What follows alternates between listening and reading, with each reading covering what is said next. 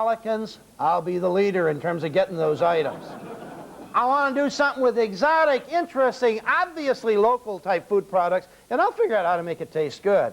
You'll never recognize it for the item that it is or was. When I get done with it, in case it's tough or chewy, I got to figure out how to get it around to where it's palatable to the public and where they get a distinct taste that they know is very good. So the cooking method, the sauce, and the process are all part of that. But you start with those Saturday morning tests. My God, one Saturday morning test after another, and most of them are big failures. But every once in a while, we hit the magic of a winner. And now we've got something really distinctive and unusual. That's the fun of food, working hard at it and creating something that's a distinctive product. Now, going beyond there to the presentation. In terms of that presentation, let me say that everything from the glassware to the way you combine the food products to the way you cook the food products and the way they appear on the plate, it's all part of it. Distinctive glassware is an unusual thing. The food carriers we've seen happen in the States. You know, putting funny things in pita bread and potato skins and funny things in different carriers, different things in pasta shells than the Italians do, putting unusual products, serving them differently, okay? Helps to make the food fun. It's got to taste good, no fooling. It can't just be screwy, it's got to taste good besides. But taking interesting things and presenting them differently, whether you're presenting them in seashells or in glasses or in coconuts. When you get in the tropical area, of course, you can do those kinds of things. In half pineapples or whatever it might be. That type of presentation helps people have a good time. You know, the appearance, I suppose, one thing we've learned from the Nouvelle Cuisine is that the appearance of the food is part of the experience. They thought it was all of the experience because it didn't taste good. I mean, basically, the problem with Nouvelle Cuisine was the last time I ate a pureed vegetable, it was baby food and I cried. I heard a guy say that. He said, now they're trying to convince me that baby food, grinding up, pureeing those vegetables and things, is good. He said, not true, not true. He said, I cried the first time I ate them, and I'm going to cry if I have to eat these things for very long right now. He said, I don't want to buy a clock when I go out to eat. I want to buy food when I go out to eat. The visual presentation is part of the package, but it must also taste very good. So visually, how to give it height, how to give it color, how to give it contrast becomes part. It almost takes a little bit of artist. But you must present it differently than your competition presents it. That's the key. Glassware helps you do it, the carriers help you do it, and that type of thing. So presentation being part. Now, everything from color and lighting and the plates and all that stuff, all part of presentation, without going too far into it, because I think we understand that, although I don't see very much of that happening. I look for imaginative presentations. I don't even care what it tastes like. Just show me something exciting. That's why I buy cookbooks with pictures in them. I'm looking for different presentations. I don't care what the cookbook costs or what type of food it's got in it. Just show me something that isn't all plate, but that is a different way to do the food. I can figure out how to do local food that way. If I can only see it, the recipe doesn't quite give me the magic of the visibility. Visibility, as far as I'm concerned, is extremely important. I can cook it according to that recipe, taste it, tastes okay, not exciting. I can then figure out what to add to it, what has to be done. We can test it over and over again until we make it taste good, but the presentation, it's so hard to be creative, and that's why I'm looking for help in terms of pictures as far as presentation on food goes. With respect to the last thing, the last dimension in terms of basics, that would be people. And the people part of the dining experience is the one that I said is going to be the most important one down the road. That's where it's at. That's where the competition is starting to develop very intensely now. This understanding of hiring people for personality. Don't teach personality, you hire for personality. The people that I hire have to have the sparkle and the pizzazz to represent me very well. What does that mean? Well, first off, they got to look halfway decent when they come in the interview. They got to sound good in the talk they give to us. So I want to hear them talk to a story. I want to hear them talking to me about different things. I have to draw them out in that interview. Where are they from? Where have they traveled? What would they like to do? What does their husband want to do? What is their wife doing? How many children do they have? I want to hear them talk. I don't want to hear yes, no. I want to hear them talking at me. And the key question has been and continues to be, what's the funniest thing that ever happened to you in that interview? When you say that to a human being and you don't smile, you know, you're just looking at them. They're trying for a job. Remember, they got dressed up. They came here on time for an appointment. Now they're getting the interview. They're trying to get this job in this nice place. They thought, somebody told them it was nice, and they're thinking they would like to work here. And now you look at them and you say, what's the funniest thing that ever happened to you? And you don't smile. They look at you.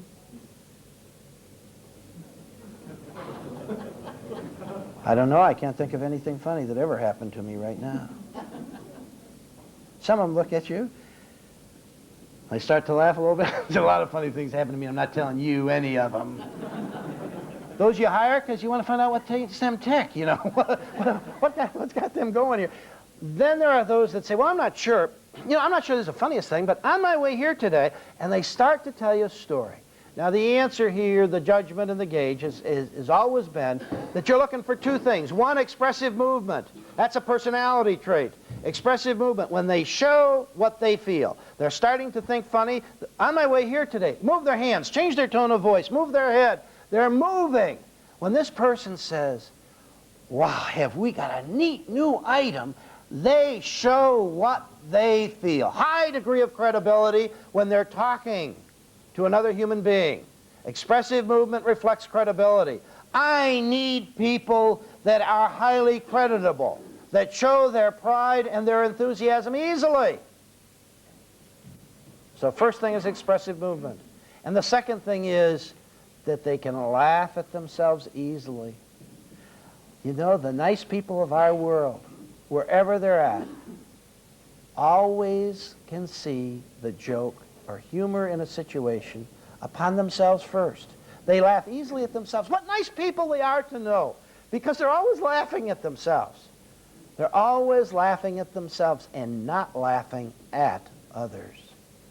You see, the nice ones can see the humor in a situation on themselves. So I can't teach them how to do that. I've got to buy that coming in. Now, when I do that, they have this expressive movement and this sense of humor in the sense that they laugh at themselves in answer to that question. Now I've got the potential, if you will, of a great people-oriented person, whether they're working at a bar or they're working at a front desk or whether they're working as a waiter or waitress, no matter where they're at, people orientation is the first thing.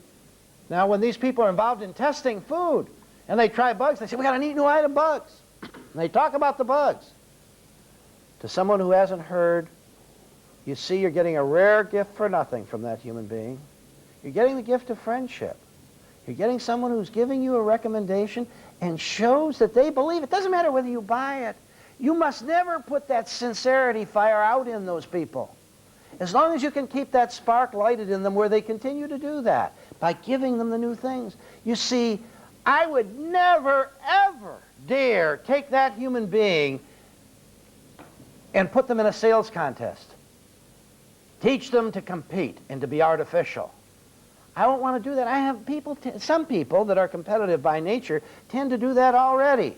They get too hard. They're pushy. They're working for check average. And they got all the shortcuts and all the tricks. And that's why I'm there as a coach, to put the brakes on those kind of people, not to let them get away with it, to remind them what we have to do here to give the customer the complete experience that he is paying for when he enters this property. And so I'm saying I've got to be policing this problem of getting hard and commercial. Next, order please. That waiter or waitress in a big city like New York, they don't care why you're there if you ever come back. You know, order please. You know, they come to the table, they don't even say that. They stand there with the pad, and if you're too stupid to know what they're standing there for, they leave the table. And they'll let you sit now for 20 minutes to teach you what this game is all about. Now they'll come back and they'll look at you and they'll kind of smile and they're ready. If you're ready to go, they'll take the order. They don't say thank you for nothing. You are one more problem in a never-ending series of problems for them.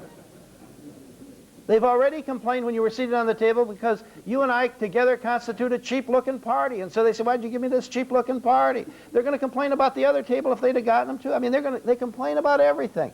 Children have diseases the likes of which they do TV spectaculars about. The people have bad backs, bad feet, car trouble, marital trouble, you name it. They've got problems, and now you're the next one. Order, please.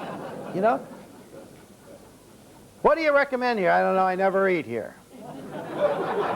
That kind of a thing. Sure. I mean, you've had, this kind of a thing. You know, I had a waiter do that very fancy restaurant in New York. You're familiar with the Four Seasons? I had a waiter come up to the table, and he was taking a drink order, and somebody ordered a martini, and he said, what kind of olive would you like? And I looked at him, and I said, pray tell, what kind do you have? And so now he proceeded to list about 55 different things that were in olives. And I said, I noticed that you don't have anchovy olives. Because I'm listening to what he's saying. I was going to nick him with one that he didn't have there, no matter what he came up with in that list. I said, I noticed you don't have anchovy olives. He said, that's right. I said, I can't even imagine a restaurant that has 55 kinds of olives not having anchovy olives. I told my friend, I said, don't drink that martini, they don't have anchovy olives. I mean, no. This is a high-class place. I said, maybe you got an anchovy in the kitchen. He said, we don't have an anchovy in the house. Now he's getting mad at me, see? He's getting mad here. He is now determined there will be no anchovy olives here. And I'm saying to him, what kind of a restaurant is this? I never heard of this Four Seasons before. What kind of a place is this thing here? I said, oh, they got high prices, but they don't provide the customers with service. I said, I don't see any anchovy olives here. And I said, I think I should order a plate of those for dinner. Now the waiter's listening to this, and he is he is ready to spit here. No, it was the captain, I'm sorry, that was taking the order. Now, as the evening wore on, they figured out finally that we were in the restaurant business. So now I'm laughing at the waiter. This is just before the owner comes over. I'm laughing at the waiter, and I says, I know you have anchovy olives. And that captain forgot to give them in the list. And he is so damn stubborn, he is not going to give me an anchovy olive no matter what. I said, is that not true? The waiter looked at me, and he said, sir, I'd be fired if I delivered an anchovy olive to this table. He said, you're sort of right. That captain is not going to give you an anchovy olive. So now I waited. Pretty soon the manager comes over to the restaurant, and he sits down with us, and he's talking to us, and he's visiting, and the captain comes over, and I said to him, I said, I'm really disappointed. This is about my third visit to the Four Seasons, and I've really never experienced this before. I said, I wanted something very badly for my friends, and you could not provide. He said, what's that? I said, anchovy olives. Now, if that captain could have died right there, he would have done it. Because the old manager says, we don't have anchovy olives tonight, George? And George is saying, no, sir. We don't have anchovy olives tonight. I said, I'll bet our waiter could get one if we really wanted it, couldn't he? I said, maybe I'll have a martini for dessert. Could you get an anchovy olive then? And the manager said, we certainly will get one for him, won't we, George? I mean, that guy came up later and he says, he said, after naming those olives, I was so mad at you when you asked me for the one I forgot. He said, there are probably 5 others I forgot, but you picked out one. He said, you wouldn't let up on that thing? He said, my service this whole evening at every other table in this dining room, he said, I just wanted to kill you, and I'm not even thinking about what I'm doing at the other tables. He said, he had me so distracted. Well, the idea, I suppose, in terms of people, is keeping them on that track. Now, you hire them for personality. That isn't the end. Because the nice people who work for me, when they go home at night and they come back the next day, they're looking a lot like other people on the street. They're not looking special. They're in very plain clothes. And yet somehow they are. The magic is there. They have the potential of being special. I got to teach them and coach them and make them special. I can't just give them a training program once and forever. Yeah, we have training programs. And yes, I do use videotapes to train them. You see, it's neat when I'm hiring in a new restaurant and I got 20 or 30 people or 50 or 100 all going to training classes. Now you can teach them live. But when you hire a person to work 2 days a week for breakfast or 3 days a week for lunch or 4 days or 3 days a week for dinner, awful hard to have a customized training program with 7 or 8 people teaching these people, because we put the service people through about 24 hours of training in terms of classroom work, in addition to the following, in addition to taking the exams and everything else, they got this classroom work, and most of that is teaching them about the food, Sure, we teach them some of the accounting and the company practices and other such things, but we got to teach them about the food, and they've got to be experts when they finish that training class, not only in terms of our food, but our service and everything else. So they take this test, and they go through the process where they learn it. But in terms of this, I got to use videotapes, because I can't repeat over and over and over again the same stuff at all different times for these few people that are in the class. So me talking on the tape, I mean, I just rented a camera.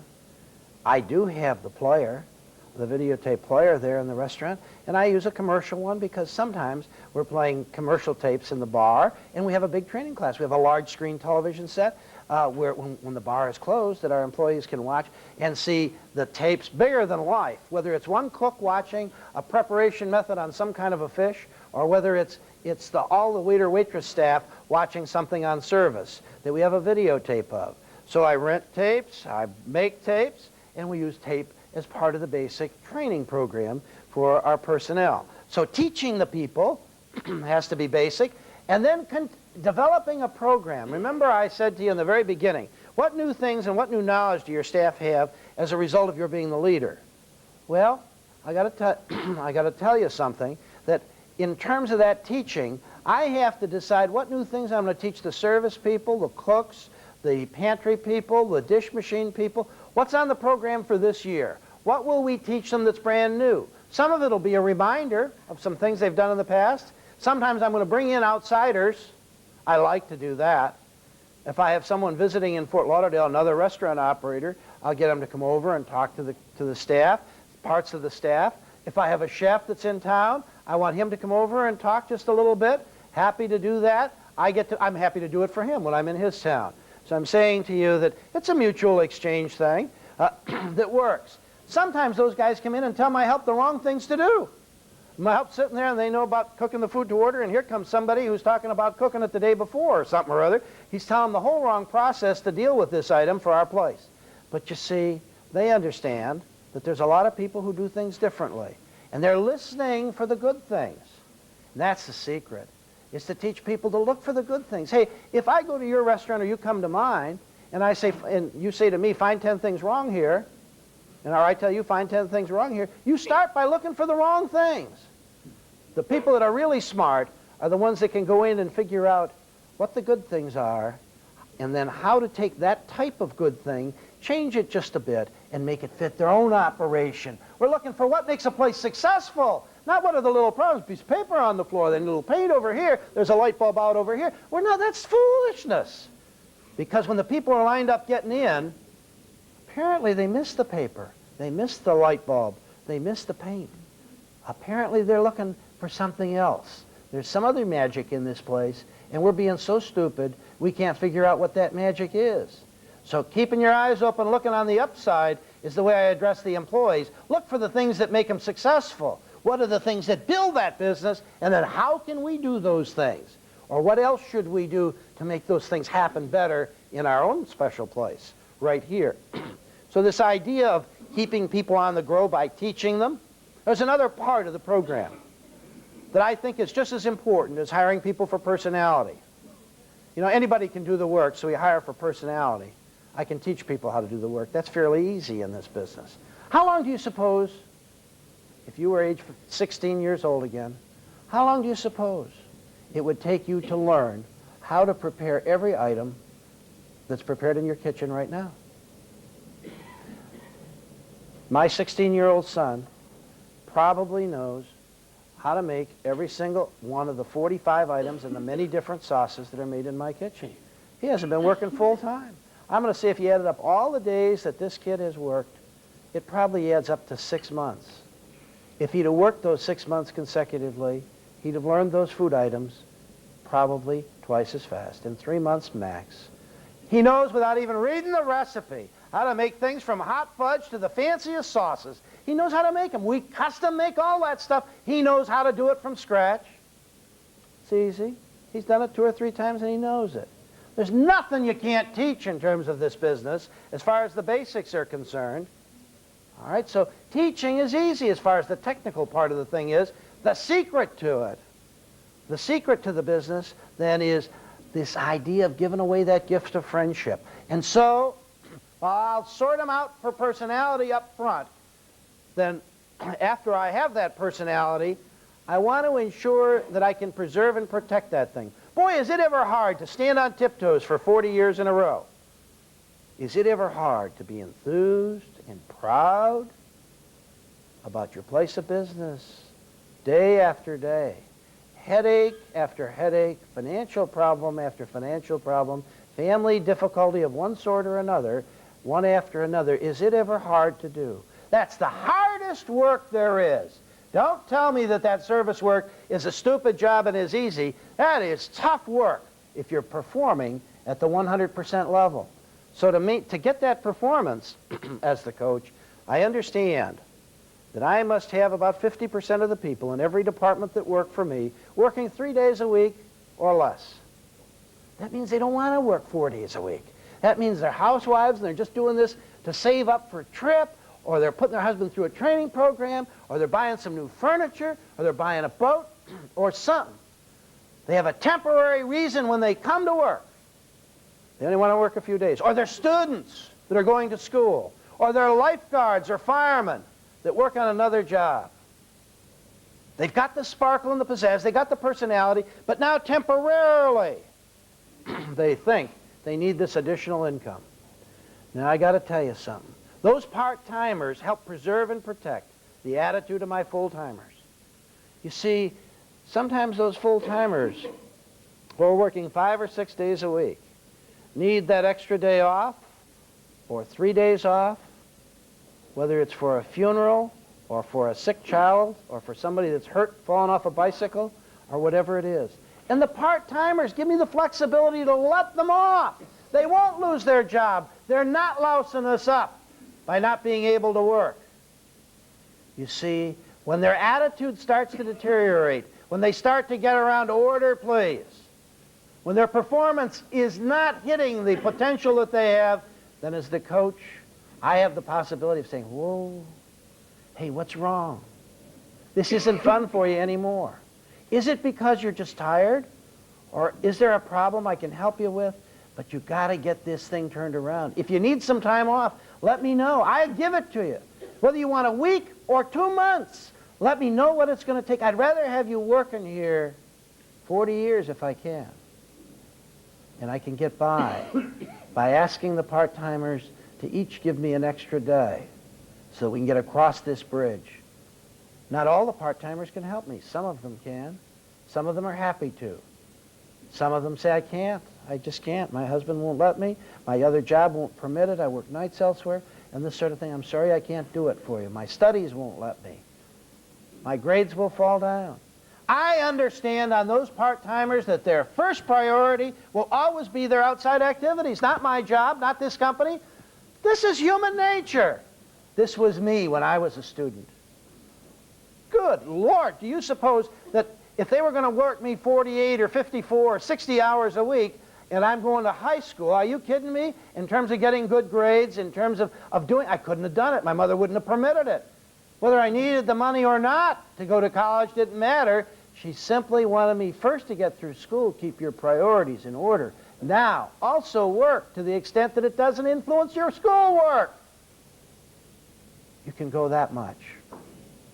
You see, I understand. I'm saying to you that those people, some of them are perfectly flexible and some of them are totally inflexible. Equal isn't the way they are. They have different contributions to make to the success of this business. And so those part-timers give me that rare ability to get up to the peaks in terms of our tourist season and down to the valleys, but most importantly, while I pay a premium in terms of taxes and insurance on these people, while I pay a premium to get them, they're the ones who are delighted to come to work. They're the ones who are coming in and saying, boy, am I glad to be here tonight. Charlie's home with the kids and they're all sick, and I hope he's as miserable as I've been all week long. This is their evening out. And then they meet you and I and say, thank you very much, you're a very pleasant person. That doesn't happen at home. I don't know if it happens at your house, but it doesn't happen at mine. Thank you very much, you're a very pleasant person. Hell, that's her job. What are you talking about? We take her for granted. We manage her by objectives, MBO. We let her know when she's failed. I haven't got any clean socks. There's no underwear in the drawer. Where's the basketball? Who's got the car keys? You know, all those things. We don't say thank you for vacuuming the living room. It was getting like a pit in there. We don't say the windows are awfully dirty. It sure is nice that you washed them today. That's her job. Now when she comes to work in a restaurant and she serves something, we say thank you very much. This lady is looking at them, at the customer, you and I, and saying, that's right. I am a pretty pleasant person. It's those maniacs I live with that don't understand that. It's only 2 or 3 days a week, you see, and she wants you to say, she needs the money. That's why she started to work, no doubt about that. But she wants you to say thank you very much. So you give her a good product. You make her look absolutely great in front of the customers. And she talks about the wine or the port or the food or the bugs or whatever it is. She's talking with the people and they're listening. She's knowledgeable about the product because we teach her that way. We expect her to be knowledgeable. And now, besides the money she earns, she gets all these things. This is a fun place to be. This lady on and off for vacations, on and off for sick kids, on and off for visiting in-laws or funerals in the family. This lady might be there 20, 30, 40 years, part-time, with 6 months off here and a year off there, and 2 months here and 2 days there. She may just last all that time and be giving the same kind of a performance on the last day she worked as she does on the first day. And her attitude in the dining room, as far as full-timers is concerned, that's catching. She's highly motivated. She's laughing and talking to people. And the waitress who just wants to punch somebody in the mouth, who is just ready to say, you know, one more here and you're going to get a shot, the likes of which you've never had before, looks around and sees this other waitress laughing. And remembers, that's what the name of the game is. How to give away a good time. How to maintain, if you will, that customer orientation, that perspective that makes it fun. You know that waitress on Saturday night who sent back to the kitchen once too often? Anybody here at this table like coffee? Yes, one. Now you bring the one. Now somebody says, how about tea? Now you bring the tea.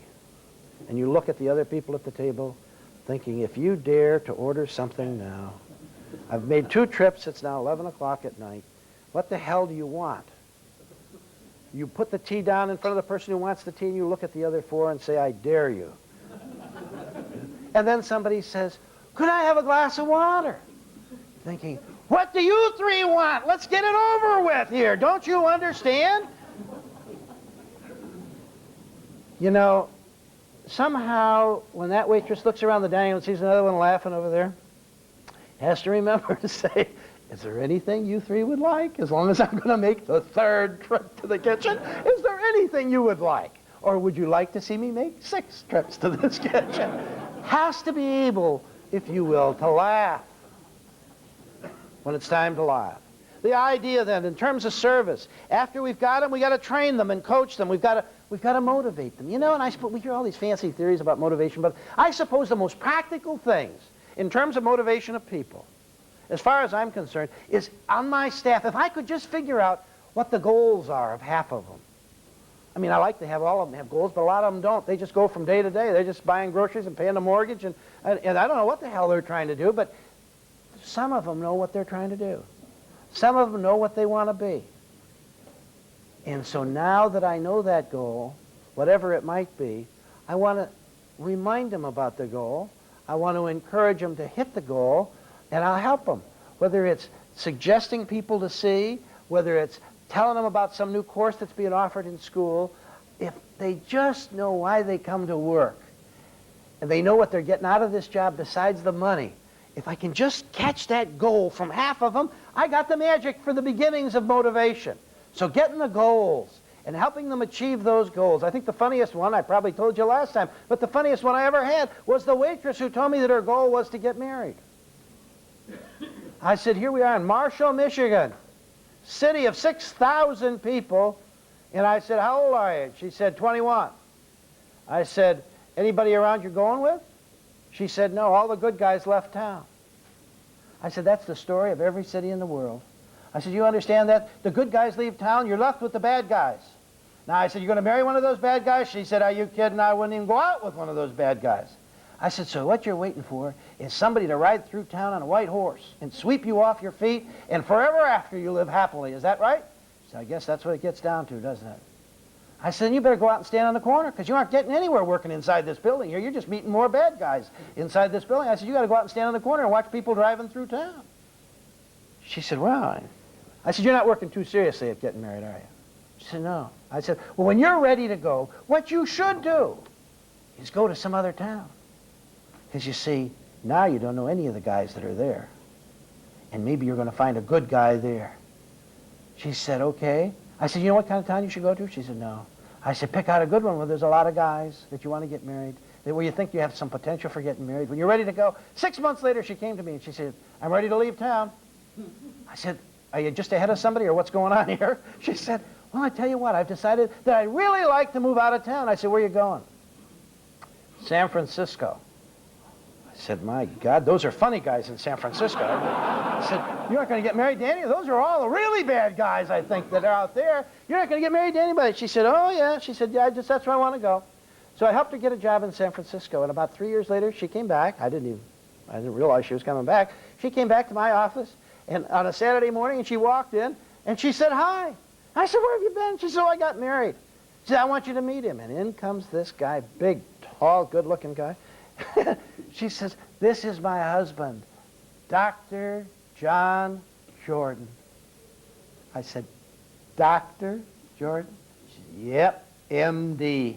She said, I said, you really found a good guy, didn't you?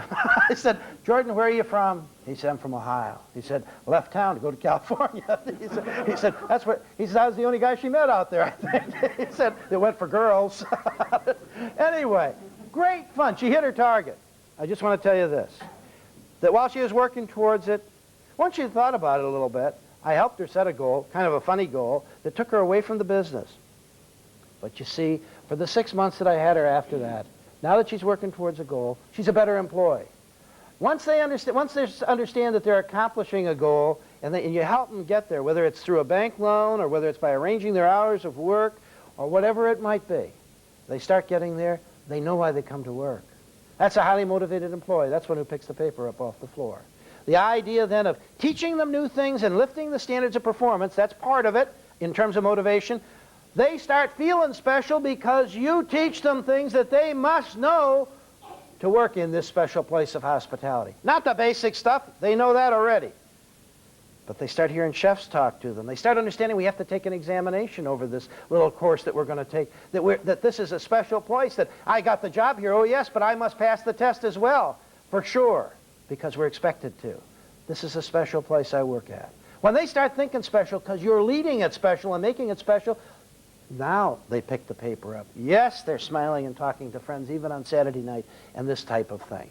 So I'm saying motivation involves teaching new things and setting high standards, and it involves setting goals and helping them to get to those goals. All the other stuff, achievement, recognition, personal interest, growth and advancement, this type of thing, those things are all part of it, but the real gut issues are learning and accomplishing something that's their own objective, whether that's to buy that resort home, that vacation home, or to buy that boat, or if you will, to get their husband through a particular course or something like that. Now, the idea of new food and new promotions, let me tell you that the key to bugs isn't whether they sell or not. The key to bugs is the talking power of the item. I never judge the performance of a food item on my menu by how many I sell. If it isn't great, it shouldn't be on the menu, and I take items off my menu. And there are some items on that menu right now that I'd like to get off, and that will come off this summer yet. And there'll be some new items that I have yet to develop that will go into those places, but when they go in, they will be a better value and a better product, a more consistent product than what I presently have. I'm saying that the talking power of the item is key or critical to the item. There's an item on our menu called cooter. Cooter is freshwater turtle, which is available for sale. People don't know what cooter is in South Florida. People in North Florida do. They get a lot of freshwater turtles up there in North Florida. We have fresh cooter on the menu. It's very tasty, quite different. We don't sell an awful lot of the cooter down there, but it's got a tremendous talking power because it's another one of those items that we do not describe. The help like it, it's tasty. The people will ask them about what is cooter. There's interesting things on our menu, not commonly available, which would never come off. Alligator, bugs, cooter, those types of things not going to come off.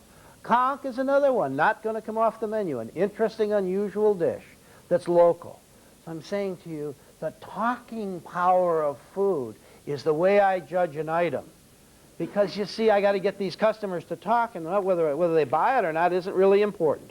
Let me say that the process then for getting word-of-mouth advertising, up to 85% of the first sales of a new product come because of word-of-mouth advertising. That's whether it's a soap or an automobile or whatever. The first sales of a new product come because people are talking about it. That's true for my son, the age 16-year-old son. He can walk through 3 miles of cereal and pick out the one new one that his friend recommended. Never heard it, never saw it. And I said, why do you pick that? And he said, my friend told me it was pretty good. He's looking at all this cereal. I'm looking at big packages, small packages, with sugar, without sugar, with Nutri-C, without Nutri-C, with all these different things. And I'm wondering, how does he ever decide? Is it the picture on the front of the box or the colors? How could you ever possibly decide which one to pick? He knows exactly. He just zeroes right in on that, and he goes right up there and takes it. There it is. That's what I want. You ever had it before? Never. But Joe recommended it. You see, it works on kids. Every customer who comes into your hotel or restaurant will be a salesman for us. We must teach them the things to talk about when they're there. There are 2 reasons why people talk. People talk because of product involvement. You got something that's really tasty and very good. And if you don't have on your menu right now an item that people would talk about 1,000 miles or 10,000 miles away, if you don't have an item that's so good that I'll be talking about it once I taste it, I'll be talking about it in Florida, then all you got is every Saturday the rest of your life to develop that item. Now, in terms of arranging the way I would invest my time, in terms of developing those items, I'd sure first want to take those items that everybody has. You don't take a dessert that 10% of the people have. You don't take a dinner item that 5% or 25% of the people buy. You take an item that is common to the presentation of all meals in your restaurant. So as I'm thinking about how to be different, I got to be thinking about water, salt, pepper, sugar. I got to be thinking about everything that is common, the butter. Now I come to the point of difference, if you will, that has made my restaurant, I suppose, most noticeable, and that is bread. Fresh, hot, homemade bread, all by itself, can make a restaurant successful. All by itself. The rest of the stuff could be just average. But fresh, hot, homemade bread, because there is so much standard, sterile, common bread product floating around that is cold, room temperature, or not too good at all, that suddenly when it's fresh and hot and homemade, people want to go head first into that basket of bread. They want to eat the whole thing while it's there. Now when you got a product, and I happen to have 3 bread products. I have a salty corn rye, I happen to have a honey wheat bread, and a sunflower honey wheat bread, and then a rum raisin bread. The rum raisin bread, obviously, when you're cooking with rum, you lose the flavor. So the bread girls who deliver my bread, I have people who specialize in the delivery of that bread. Those bread girls have to spray the rum on after they have heated that bread to 140 or 150 degrees. I want that bread sliced, then heated almost to the point of toast. Now we're going to spray the rum on the rum raisin bread, and then we will deliver the bread. That bread is not being baked to order. It's been baked in my kitchen, which has no bakery. I'm baking in the ovens on the cook's line. I'm baking in the convection oven. I'm baking in the other ovens. I got to bake a lot of bread because we do a lot of dinners. So I'm baking that bread, and now I'm reheating that bread in a pizza oven, dry heat, not moist heat. That's the secret, almost like toast. So I'm doing it in a pizza oven right by the front door. People come by that little pizza oven, and they can smell the bread crumbs that are burning in there, or they can smell the bread warming, and they think it's being baked in that oven. You know, my assistant managers go bananas when a crumb falls in that oven and burns up, because it gets a little smoky around that front entrance there. Say, don't do it. I said, you know what, let that smoke happen. I don't care. I tell the girls, get a little careless there, throw a piece in every once in a while, because it drives those people absolutely nuts that aren't being seated yet, that are waiting for their reservation or they're waiting for dinner. They're saying, oh my God, smell the bread. They're cooking that bread again. Boy, is that bread ever good. They're going crazy when they smell that bread. So I said, a little bit of that bread smell is not bad at all. Now this idea then, if you will, of product involvement, it starts with, that gets 1/3 of all word-of-mouth advertising. Most restaurants don't have it. Most restaurants have a different product, but they don't have something that you would think about 10,000 miles away and start talking about almost being able to taste it. It's so good. Think about what you got that is so good that you can get product involvement. And like I say, you got every Saturday morning from here to eternity to get there and to develop that item if you don't have it now. Next step, and the one that is a little easier, but 2/3 of word-of-mouth advertising comes from it, is self-involvement, an ego trip. An ego trip for the customer. How do you get that? One, you get it because you teach them something about food. Freshly ground coffee tastes better than vacuum-packed coffee. Basic thing. I've been doing that for years. Fortunately, the more I say it, whether it's on TV or not, the more I say it, there's an awful lot of people that haven't figured out how to do it yet. They don't want to work that hard. I'd grind that coffee. If I had a coffee shop, I'd be grinding that coffee right by the cashier. And I'd turn that machine on, and I'd grind a couple ounces of those beans. And when somebody said, what are you doing? Now that cashier would say, the reason the coffee is so good here is because it's freshly ground. One pot at a time, we make the coffee and we grind it. Hey, look, if you don't believe there's a big difference, try your blend of beans, freshly ground, and your blend of beans, vacuum packed, in 2 pots of coffee, side by side. Taste test them. There is so much difference that even if you don't like coffee, you'll have to admit that there's an outstanding difference in taste here. You ought to go to the freshly ground coffee. So the idea of being good at basics, okay? Now you teach people things like that. The reason the coffee is so good here is because it's freshly ground and freshly brewed. Now, our waiters will never say that to you unless you compliment them or ask them a question about coffee. They have been taught about what our blend of beans is. They have been taught about why it's special and why it's supposed to be good. So when somebody compliments you on the coffee, they teach them something because they have been taught something. The next thing with respect to this thing of self-involvement is having people feel like a pioneer. Trying interesting new things. Market research. Tell me what you think it is. Pioneer. Now they're going to try something that they would not try if they knew what it was. Alligator. How many of you, think about it, how many of you or your husbands or wives would try alligator if you had never tried it before and you were in a strange restaurant in a strange place? Would you charge right in and take the alligator? Well, some people would, you know. Some people would, but a lot of them wouldn't. Now they try it. When you tell them what it is, and you say alligator, they say, oh my God, I never would have eaten that if I'd have known. Is it kosher? You know, I get that question a lot in mine. I get from is it kosher? I say, yeah, kosher alligator. That's one thing that's for sure. The thing is, we get a lot of those. The idea of making it fun for people by giving them things they don't know what they are and how they're cooked and why they're special or what makes it very different. All right, with respect to this thing, telling people secrets goes beyond that. Another thing that helps them have an ego trip. The new menu item that's coming. That's part of it. The new menu item that's coming. That's part of that. The fun of the food. They know what it is. They know that bugs are going to be on the menu. They know about a promotion. Hey, before you ever advertise a promotion, you want to be talking to your customers about it. Let them be knowledgeable first before the ads appear. Let that all sort of thing happen by those who are patronizing your place of business 30 to 60 to 90 days ahead. Teach them about what's going to be happening in this place, their favorite place of hospitality. Now, the next time they're out to dinner or lunch or somebody suggests going, they say, hey, let's go here because I think they're going to put this on the menu. It sounds interesting. Let's go and try. You see, that gives them status with their friends. How to establish status for people is what gets them talking about the business. We must teach them. We must have unusual things. We must have reasons for them to be proud of the food. That's when they'll talk. So product involvement and self-involvement are the two key factors, if you will, in terms of why people talk. 2/3 coming from that self-involvement idea. Now, nextly, In terms of this thing, we have why people listen. And the key to listening is we listen mostly to our friends.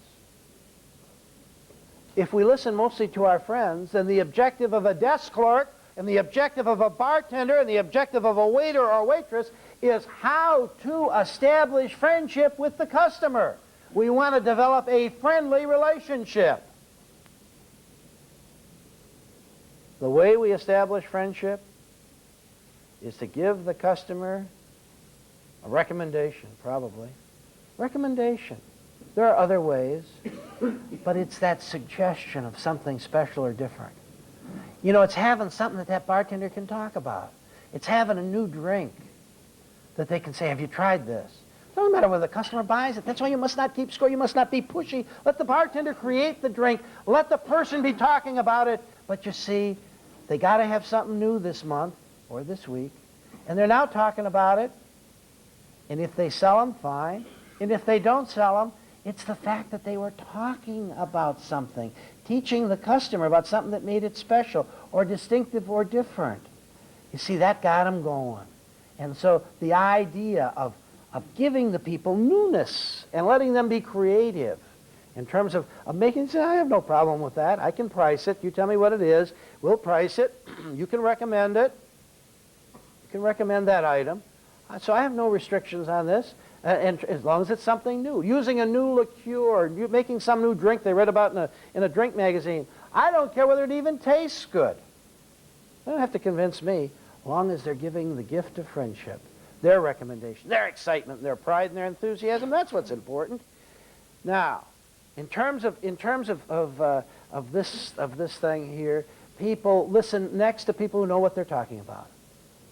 Experts. They got to know where the fish is caught and why it's special and why it's different. You must teach them, not just once in basic training, but you must teach them and remind them on a regular basis what it is and why it's special, and the name of that farmer and which side of the mountains the mushrooms grow on, and about everything else. Any other little detail that makes this food special, interesting, and exciting. Got to be taught to people.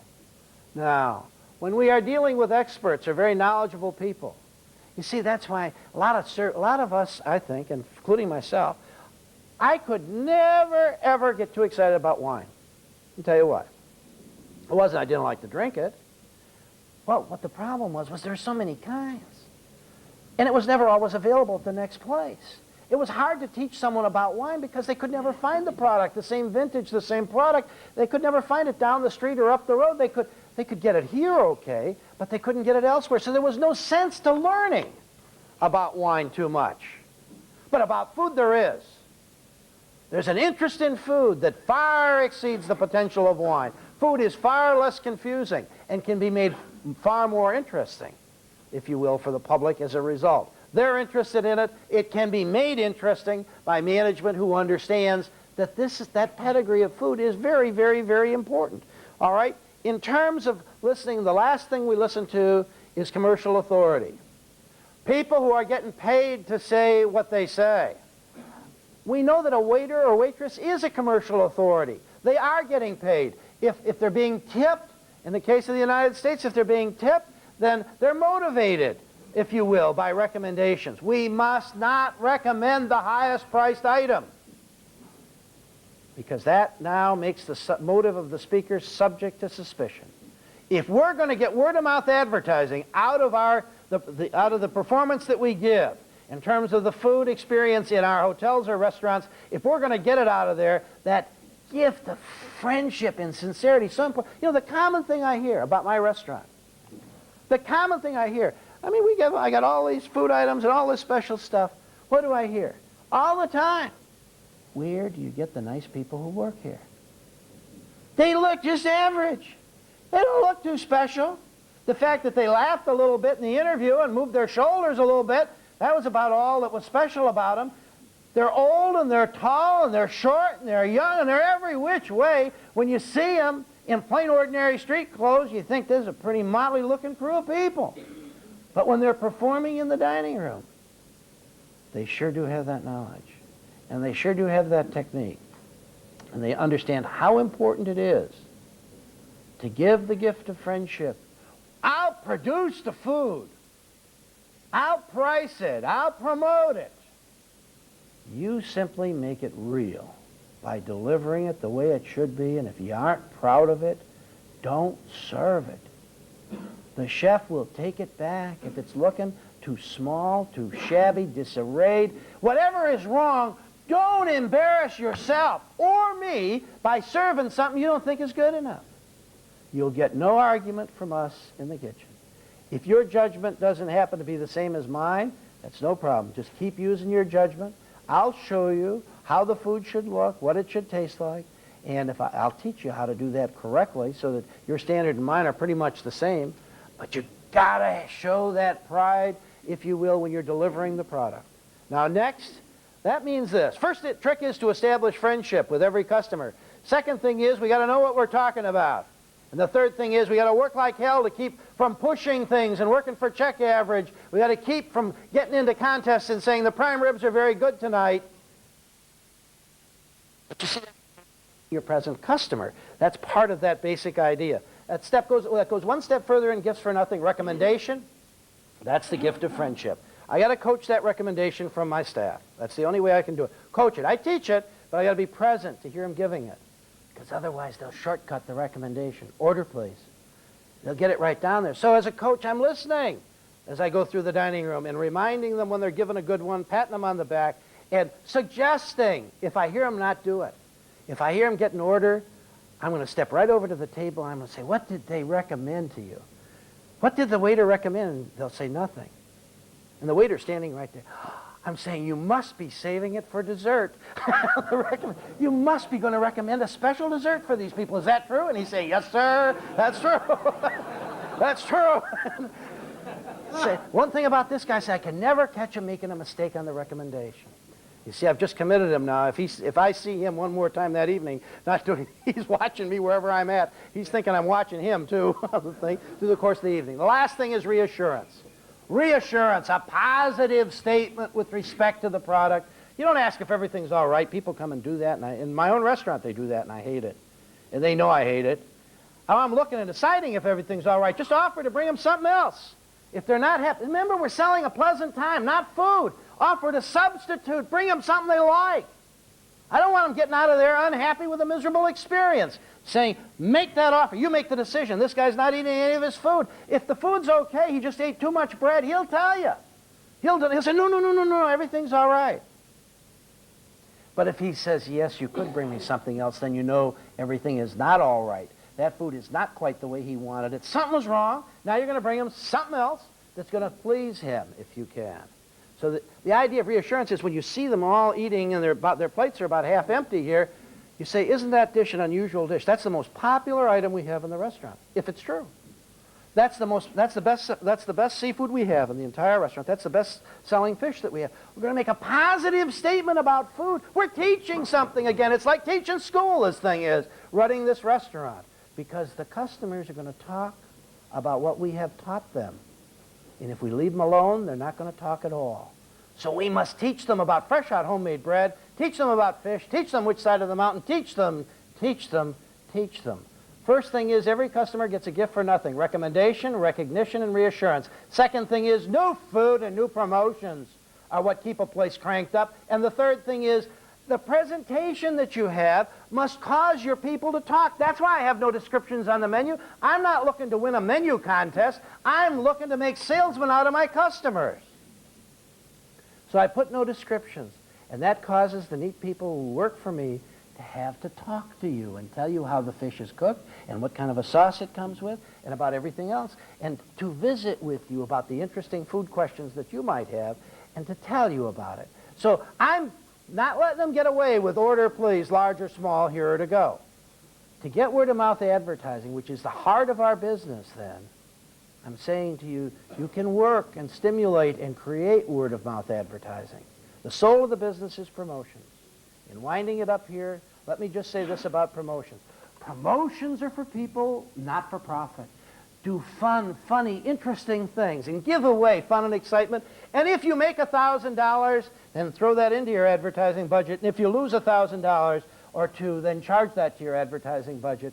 But you see, everything is not equal. When we do a party, whether it's a large outdoor dinner or whether it's a huge party for 5,000 or 10,000 people that's outdoors with music and some kind of a drink for free and free breakfast, somehow we end up selling enough liquor to other people on those nights where the whole thing, the cost, the $4,000 or $5,000 worth of front money on that party is paid for by the people who are paying for other drinks other than the one that could be free all evening. You see, I know, just as I told you last time, I guess, that when you're given a free drink, you want to make it so strong that people take one sip of it and their tongue curls right up. They know if they stick with this thing, they are not going to be here long.